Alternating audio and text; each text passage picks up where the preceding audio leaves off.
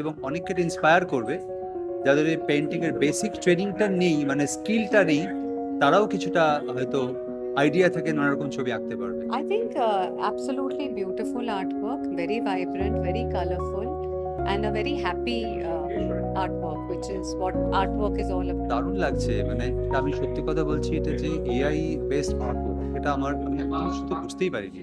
AI একটা নতুন বিষয়। এইটা যখন আমরা প্রযুক্তিগত দিক থেকে অনেকটা এগিয়ে গেছি, তখন প্রযুক্তি কি বলছে আর্ট ফিল্ডে, সেইটা এই জেনারেশন আরো জানার চেষ্টা করেছে। সেইখানে এটা একটা সংযোজন, নতুন একটা সংযোজন। জেনজির কাছে আমার আবেদন, একটা টুল নাও, সেটাকে স্পেশালাইজ করো এবং ছট করে একটা কিছু যেটা উপকারে লাগে, কি ওয়ার্ক প্রোডাক্টিভিটি, কি আর্ট, কি মুভি, সেটাতে যেন ব্যবহার করো। ছোটবেলাটা অনেকের শুরু হয় একেবারে হাতে রং তুলি ব্রাশ নিয়ে, কিন্তু আজকে আমি যে আর্ট গ্যালারিতে দাঁড়িয়ে আছি সেটাতে নিছক এই রং তুলি না থাকলেও আবেগ ভালোবাসার কিন্তু কোনো কমতি নেই। আর এই আর্ট গ্যালারির পিছনে যার নিতান্তই হাত রয়েছে, আমরা ওনার সঙ্গে একটু কথা বলার চেষ্টা করব। প্রাক্তন আইএএস অফিসার দেবাশিস সেন। দেবাশিস বাবু, আপনাকে বাংলা হাজার পর্দায় স্বাগত জানাই। আপনার আপনার এই আর্ট গ্যালারির পিছনে আপনার এই চিন্তা ভাবনা, এই যে আজকের দিনে দাঁড়িয়ে যে নিছক এই যে রং তুলি আমরা নিয়ে ছোটবেলা থেকে খেলা করি, আর আপনি আজকে যে এআই এর যে জেনারেট করেছেন, এটার এটার মূল বার্তা কি আছে? এটা আমরা বলতে চাইছি যেটা, যে পৃথিবীটা এত দ্রুত পাল্টে যাচ্ছে এআই এর জন্য, যে আমরা অনেকে খবর রাখছি না। প্রতি 6 মাস অন্তর একটা একটা করে নতুন ভার্সন চ্যাট জিপিটির আসছে। সুতরাং আমার যেটা মনে হয় যে ছবি এঁকে দেয়ালে টাঙিয়ে দিলে হয়তো অনেককে ইন্টারেস্ট করানো যাবে, লোকে বুঝবে যে শুধু রং তুলি নয়, এআই দিয়েও আঁকা যায়। এটা কিন্তু সবটাই আমার মাথা থেকে এসছে। কম্পোজ করতে হয়, প্রম্পট ইঞ্জিনিয়ারিং করতে হয়, বলতে হয় এআইকে যে আমি কি চাইছি, কি আঁকবে, ওটা কি ফুল আঁকবে না স্বামীজি আঁকবে, ওটা কি একটি প্রকৃতি আঁকবে না মার্স আঁকবে। এটা কিন্তু ডিটেলস বর্ণনা করতে হয়। প্রম্পট ইঞ্জিনিয়ারিং একটা আলাদা আর্ট, সেটা কিছু জায়গায় দিতে হয়। কিন্তু এটা একটা উদাহরণ। আজকাল অরেঞ্জ ইকোনমি বলে একটা আসছে, তো ক্রিয়েটিভ ইকোনমি, গান বাজনা, মিউজিক, সিনেমা সবই এআই দিয়ে করা যাচ্ছে। তাহলে বাংলার ছেলেমেয়েরা কেন ভালো পারবে না? সুতরাং তাদেরকে উদ্দীপিত করার জন্য এটা আমি শুরু করি। এখন দেখছি এটা বেশ মজা পেয়ে গেছি, বিভিন্ন লোক দেখতে এসছেন, আমার খুব ভালো লাগে। নেওয়ার দরকার নেই, কিন্তু উপলব্ধি করুন। আমার বহু ইন্টারন্যাশনাল মিউজিয়ামে গেছি, সেখান থেকে আইডিয়া নিয়েছি। এই যে অ্যাবস্ট্রাক্টগুলো এখন এবার নতুন সিরিজ এনেছি, এটা সম্প্রতি ফ্রান্সে গিয়ে মিউজিয়ামটা উঠছে প্যারিসে, ওখানে একটা নতুন সেকশন করেছে অ্যাবস্ট্রাক্ট আর্টে। তো আমি সেই অ্যাবস্ট্রাক্ট আর্ট দেখলাম, এই যে এটা সর্বক্ষেত্রেই একটা মানায়, কারণ যে যার নিজের ইন্টারপ্রিটেশন করে নিতে পারে। Abstract art, nature, futuristic, Mars একটা ছবি আছে, অর্থাৎ মঙ্গল গ্রহে গেলে কীরকম দেখবো, একটা বাচ্চা রোবটের সঙ্গে আলাপ করছে, গাছ পুঁতছে, তার সাহায্য নিচ্ছে, এবং কলকাতার ঐতিহ্য, সেই হলুদ ট্যাক্সি, স্বামী বিবেকানন্দ এবং সুচিত্রা সেন। এবং বিভিন্ন জিনিস আমি এই গ্যালারিতে 4টে জিনিস ধরার চেষ্টা করেছি, এবং ভালো লাগছে, লোকে আসছেন, দেখছেন, এবং আমার আশা আরও মানুষ এটা করবেন। স্যার, কতটা চ্যালেঞ্জিং ছিল? এটা চ্যালেঞ্জিং খুবই ছিল, এবং আরও ছিল এই জন্য যে গোড়ার দিকে সফটওয়্যারগুলো ভালো করে কেউ জানতোই না। তারপর পয়সা দিয়ে কিনতে হয়, ডলার দিয়ে কিনতে হয়, কিন্তু এগুলো কোনোটাই বিনা পয়সায় পাওয়া যায় না। বিনা পয়সা করলে ওয়াটারমার্ক চলে আসবে বা ধ্যাবড়া হবে ইত্যাদি। কারেক্ট সফটওয়্যারটাকে সিলেক্ট করা, সঠিক দামে ইনভেস্ট করা, মানে তারপরে কি বেরোবে তো জানি না, কেউই জানে না, জিনিসটাই নতুন, সারা পৃথিবীতে নতুন। এই নিয়ে এক্সপেরিমেন্টেশন করে কারেক্ট জিনিসটাতে পৌঁছানোটা বেশ মুশকিল ছিল। আর একটা বিরাট চ্যালেঞ্জ ছিল হচ্ছে পিক্সেলেট করা, অর্থাৎ এত বড় একটা 4 ফুট বাই 3 ফুট আছে, আর একটা একটা মোবাইলের স্ক্রিন কতটুকু, অত বড় যখন করছি তখন ফেটে যায়, যাকে বলে বাংলায়। এটা যাতে না করে তার জন্য আবার আরও এআই টুল লাগে। এইসব অনেক কিছু শিখতে হয়েছে যাত্রাপথে, কিন্তু ইন্টারেস্টিং। এখন আমি ভিডিও করার দিকে ঝুঁকছি। স্যার, এই জেনজিদের কাছে এটা একটা বড় পাওয়া বলা যেতে পারে। জেনজি এই জেনারেশনের ছেলে মেয়েদের কাছে, তাদের উদ্দেশ্যে আপনি কি বার্তা দেবেন? আমি বলবো যে ইনভেনশনের কোনো শেষ নেই, নতুন আইডিয়ার কোনো শেষ নেই। যদি আইডিয়াটা ঠিক থাকে, মাথাটা ঠিক থাকে, করার জন্য টুলস অনেক আছে, এবং সেই টুলস ব্যবহার করো। অরেঞ্জ ইকোনমিতে এসো, ওয়েভসে অংশগ্রহণ করো। পৃথিবীটা অনেক বড়, বিশ্ব ব্রহ্মাণ্ডটা অনেক বড়, জয় করতে পারবে। কিন্তু পুরো জিনিসটা তৈরি হচ্ছে কিন্তু মাইন্ড থেকে, ব্রেন থেকে। সেখানে ধারণাটা স্পষ্ট করো এবং একটু রপ্ত করো এআই টুলসগুলো। রপ্ত করা, এর জন্য বিরাট বিরাট কোডিং করতে হয় না, নিজের হাতে ধরে। কেউ পৃথিবীতে সব এআই জানে না, কিন্তু এক একজন এক একটা টুল নিয়ে স্পেশালাইজ করছে। ইউটিউব দেখো, টুল শেখো এবং সেটাকে অ্যাপ্লাই করো। কতটা আবেগ জড়িয়ে আছে এই ছবিগুলোর? আমার তো প্রত্যেকটাই নিচের, এবং প্রথম দিকে যখন দু একজন ছবি নিতেন, সত্যি টাকা তো খরচ হয়, আমার পেনশনের টাকা দিয়ে চলছে, আর তো কিছু নেই। কিন্তু দেখে মনে হচ্ছে যে একটা নিজের সন্তান যেন চলে গেল। এক একটা তো আমার সন্তান। এই সে গোড়ার থেকে কম্পোজ করা, বারবার করা, প্রিন্ট করা, ফ্রেম করা, এক্সিবিশনে ঝোলানো করে আর বাড়ির সদস্য হয়ে যায়। সুতরাং সেন্টিমেন্টাল তো বটেই। এবং এইগুলো প্রত্যেকটা সিঙ্গেল কপি আমার আঁকা, সার্টিফিকেট অফ অথেন্টিসিটি দিই। আমি প্রমিস করি এর সেকেন্ড প্রিন্ট পৃথিবীতে কখনো হবে না। ছোটবেলা থেকে ছবি আঁকতে?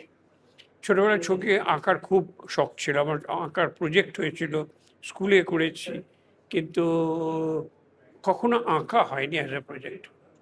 আর এই যে আপনি এক সময়তে আইএএস অফিসার ছিলেন, সেটাও একটা বড় চ্যালেঞ্জের কাজ ছিল।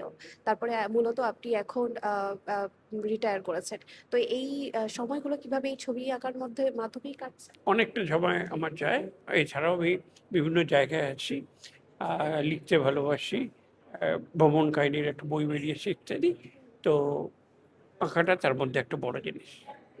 আপনি এই যে আপনি একটা ছবির আমি দেখতেই পাচ্ছি, এই ছবিটার বিষয়ে যদি আপনি একটু কিছু বলেন যে কিভাবে এই যে এই যে নেচার সিরিজের আছে, এখন ফুল নিয়ে আমি দেখলাম আমস্টারডামে গিয়ে কত রকমভাবে ফুলকে দেখা যায়। একটা ফুল দেখুন এখানে সমুদ্রের ধারে রয়েছে, একটা ফুল দেখুন বদ্ধ ঘরে রয়েছে, একটা ফুল দেখুন একটা খোলা জানলার ধারে আছে, আর একটা ফুল হচ্ছে সকালবেলার রোদ্দুরটা এসে পড়ছে।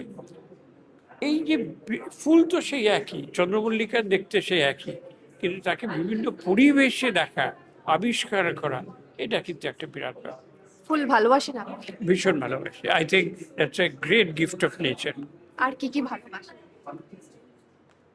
খেতে ভালোবাসি, পড়তে ভালোবাসি, আমি প্রচুর পড়ি, আর সিনেমাও দেখি, নেটফ্লিক্সে প্রচুর, ভালোই আছে। মানে ভালোবাসি। মানে আমি বলতেই পারি যে আজকাল যে জেনজি চলছে, আপনারা তাকে খুব সুন্দরভাবে ওয়েলকাম করবে, স্বাগত জানাবে। আপনার এই ছবির মাধ্যমে তারা একটা অনুপ্রেরণা পাবে। আপনার কি মনে হয়?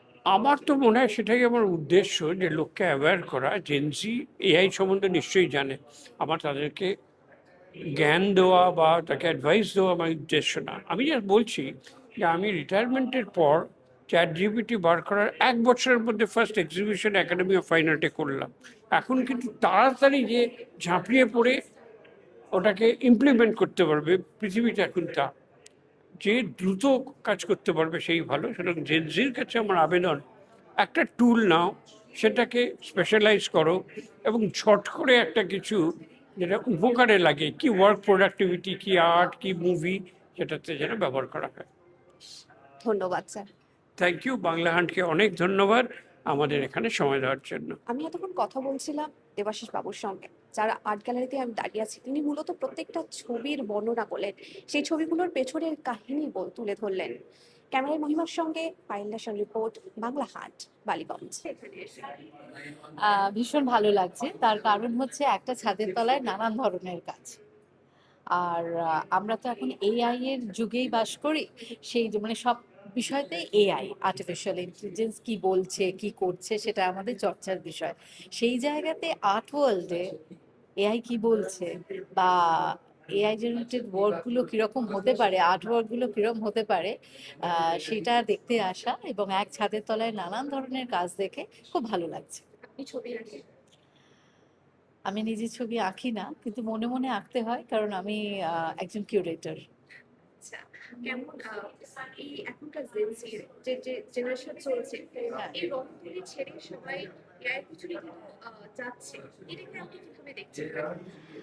না, রং তুলি যে তারা ছেড়ে দিয়েছে তা একদমই নয়। বিং আ কিউরেটর আমি এটা বলতে পারি, তাহলে আমাদের কলা ভবন বা গভর্নমেন্ট আর্ট কলেজ বা সেলফ টট প্রচুর আর্টিস্ট রয়েছে, প্রচুর আর্ট স্কুল রয়েছে, আর্ট অর্গানাইজেশন রয়েছে, যেখানে থেকে আমরা পেন্টিং এক্সিবিশন বা ফটোগ্রাফি এক্সিবিশন বা স্কাল্পচারের এক্সিবিশন এগুলো করেই থাকি। ফলে রং তুলির সঙ্গে যে বিচ্ছেদ ঘটেছে তা নয়, কিন্তু যেহেতু এআই একটা নতুন বিষয়, এইটা যখন আমরা প্রযুক্তিগত দিক থেকে অনেকটা এগিয়ে গেছি, তখন প্রযুক্তি কি বলছে আর্ট ফিল্ডে সেইটা এই জেনারেশন আরো জানার চেষ্টা করেছে।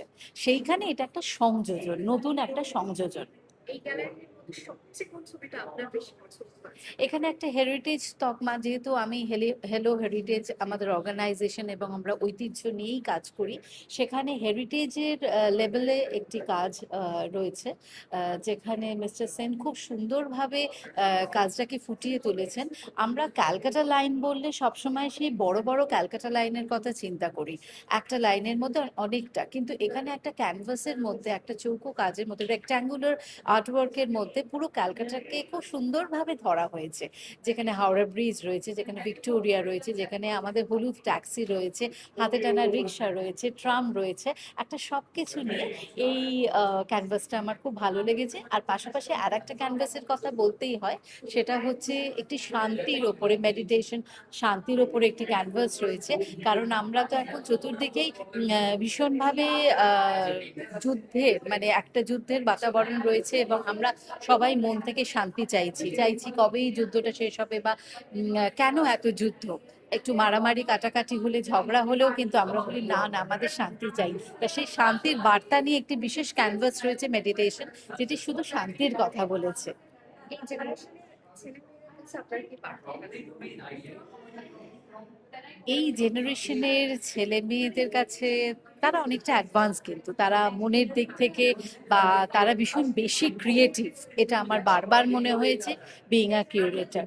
সেজন্য একটাই কথা বলবো যে তাদের কে তারা ছুটে চলতেই পারে, দিগন্তের দিকে তাদের নজর থাকবে, কিন্তু শিকড়ের টান বা শিকড়টাকে তারা যেন না ভোলে, এটাই। দারুণ লাগছে, মানে এটা আমি সত্যি কথা বলছি, এটা যে এআই বেসড আর্ট ওয়ার্ক, এটা আমি একদম শুধু বুঝতেই পারিনি। পরে ভালো করে নিচে ট্যাগ দেওয়া আছে সেটা দেখে বুঝতে পারলাম। খুব ভাইব্রেন্ট, বিশেষ করে জগন্নাথের যে ছবিটা দেখলাম, জগন্নাথকে যেভাবে দেখি আমরা, তার থেকে একদম আলাদা আছে, different expression, different body language, খুব ভালো লেগেছে। আর এই যে সুচিত্রা সেনের ছবিটা, এত ভাইব্রেন্ট, খুব ভালো। এবং আমার মনে হচ্ছে এটা একটা নিউ ল্যাঙ্গুয়েজ। যারা ধরুন মানে পেইন্টিং যারা ব্রাশ দিয়ে করছেন, সেটা এক ধরনের কাজ, এটা একটা ডিফারেন্ট ল্যাঙ্গুয়েজ, ডিফারেন্ট এক্সপিরিয়েন্স। আমার নিজের খুব ভালো লেগেছে এবং অনেককে ইন্সপায়ার করবে।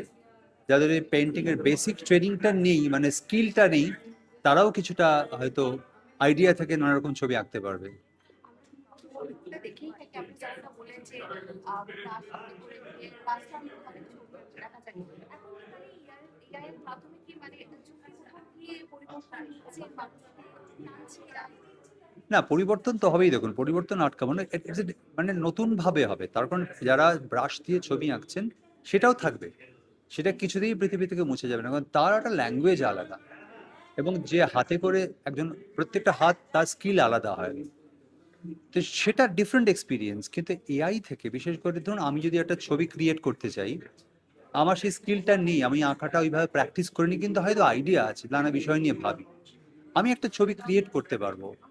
এই ক্রিয়েশনের ক্ষেত্রে এআই একটা ইম্পর্টেন্ট টুল হিসেবে কাজে লাগতে পারে আমাদের। তো এটাকে পেইন্টিং এর কি বল বিকল্প, যারা ব্রাশ পেইন্টিং এর বিকল্প বলবো না আমি, it's a different kind of art work, and করতে পারলে খুব ভালো হবে। I think absolutely beautiful artwork, very vibrant, very colorful, and a very happy artwork, which is what artwork is all about. The meditation, the Calcutta, the abstract. I think my compliments to Mr. Debashish Sen. My first reaction is that this is absolutely amazing and beautiful.